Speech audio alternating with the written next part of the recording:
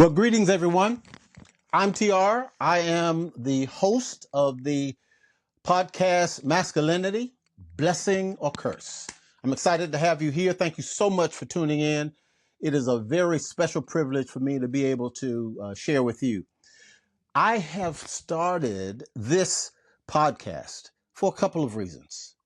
One of them, being a baby boomer and a former pastor, I remember in the study in the book of Genesis, Moses was one that was very careful to prepare Joshua. I like to call of the generation of Moses. I'm a baby boomer.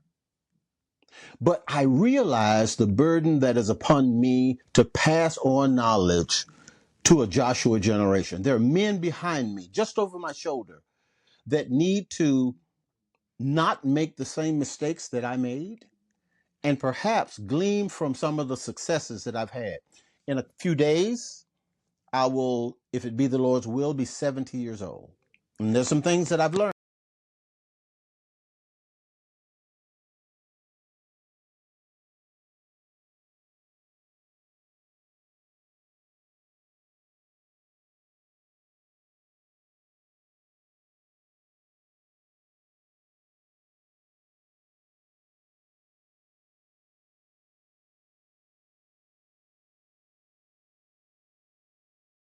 Breathtaking, humbling situation. In the second one that passed, both of them had wife and children. The wife of the second one that passed said this to me: TR, I don't mind if you talk about this, because she said, I want to expose the demons that lurk in the hearts of men that prevent them from talking, from being transparent. And with that, it ignited a fire in me to say something, because I don't want number three. In our first episode, we talked about, and I'll say it was part one of daddy deprivation. There's a shortage of fathers. I talked about 40% of the children that lay their head on a pillow each night. 40% of those are laying in a bed or laying in a household where there is no father. A lot of reasons for that, but that is the case. Approaching 50% very quickly. In the absence of dad, there are some things that the child is missing. And I enumerated a few of those, and I will just say real quickly, one of them is relationship. I gave the prototype of God himself. Adam and Jesus were the only men that had no earthly father. So God the Father was their father. And quickly to summarize, we talked about there being a need for a relationship. God had a relationship with Adam. God gave Adam responsibilities. And so cleaning the garden, taking care of the garden, etc., was his responsibility. His job was to work.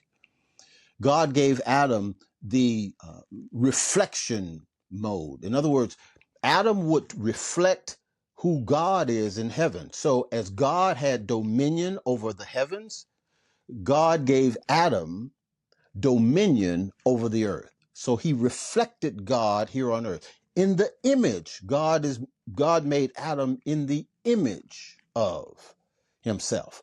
So we reflect him in that regard. I'll close and I'll leave this one too. God said to Adam, be fruitful and multiply. And so the reproductive phase is something that is significantly important to the human species. Now, on that subject, there's a need to have the conversation. We won't do it today, but in the future. Or men, dads, have this conversation about reproduction. In their adolescent years, it's important because they will be bombarded with some thoughts, some feelings, male and female, that they will need to contend with, some questions that they will have, and you'll need to approach them with.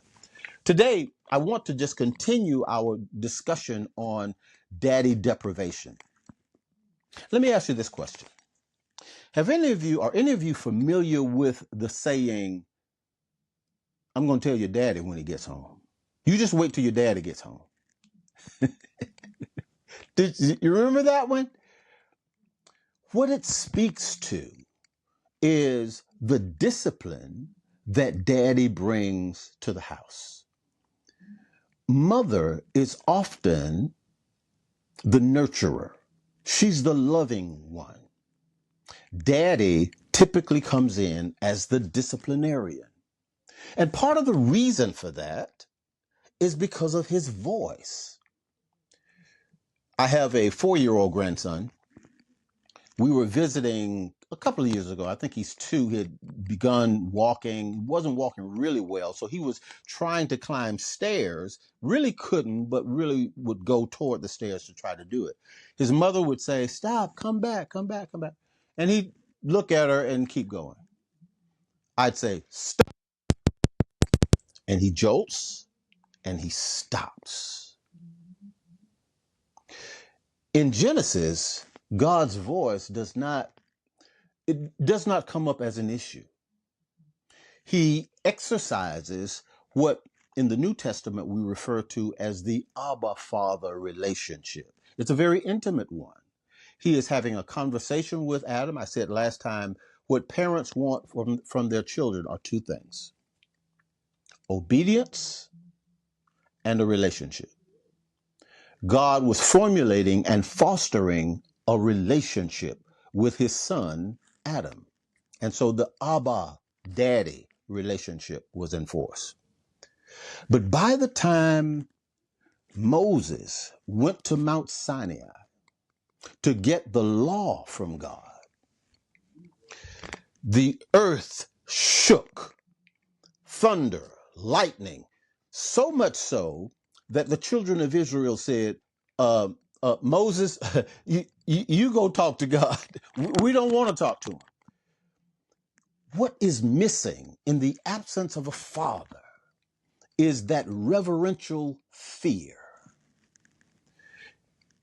When you fear God, in the Old Testament, there was more conversation about fear God and keep his commandments. Because if you know that there is a punishment, Proverbs talks about if the punishment is delayed, the discipline is also distorted. That's not the accurate description of it, but that's the meaning. Delayed punishment will often encourage that same bad behavior. But if the voice is such that it says, whoa, I better not do that. I'd always say when I've grown kids now, but I'd say, if I say stop, I need you to stop. I'm talking to my children. Here's the issue. My son, for example, may be playing ball in the yard. Well, they don't play ball in the yard anymore, but back then, he's 35. He's so concentrated, so focused on getting the ball that if the ball bounces or whatever and goes out into the street, he's focused on going to get the ball. Now, if I say stop, I need him to stop because his focus is on the ball. I see the car. So I need you to stop in an instant. And the voice of God, again,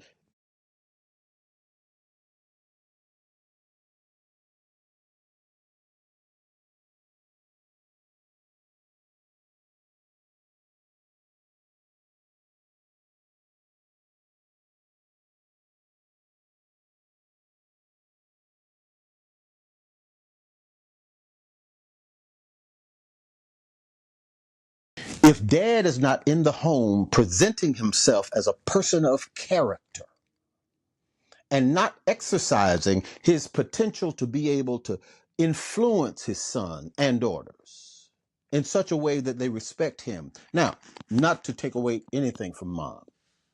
In fact, in our society today, if 40% of the children go to sleep without a father, that means 60% have the mother alone. So she's doing a bang up job, but look at the problems that we're having with our boys. Gangs are prevalent because if he doesn't see an identity for him in his home, he'll create one.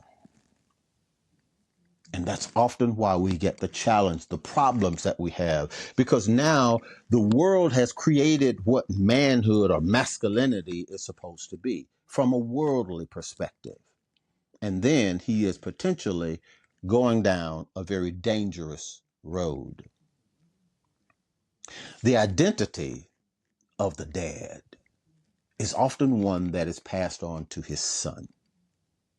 You've seen or heard sons who say, I want to be a Marine because my dad was and my grandfather was, or I want to be a certain occupation because that was my dad or that was my grandfather, or whatever the case might be.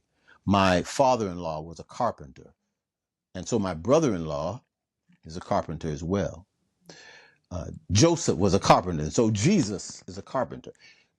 We start to follow those things, and those images become vitally important as it relates to the father development. Now, I want to pause right here and give you a breather and allow you to be able to go through. Thank you so much for tuning in. Daddy deprivation is very near and dear to my heart, so let's keep it there. Please tune in. I'm thinking of continuing Sunday afternoon, 3 p.m. Eastern Standard Time. But of course, I'm on YouTube, Masculinity, Blessing or Curse. Thank you so much, and please subscribe. Love to hear your comments in the comment section, and I look forward to talking to you next Sunday. Thank you. God bless you.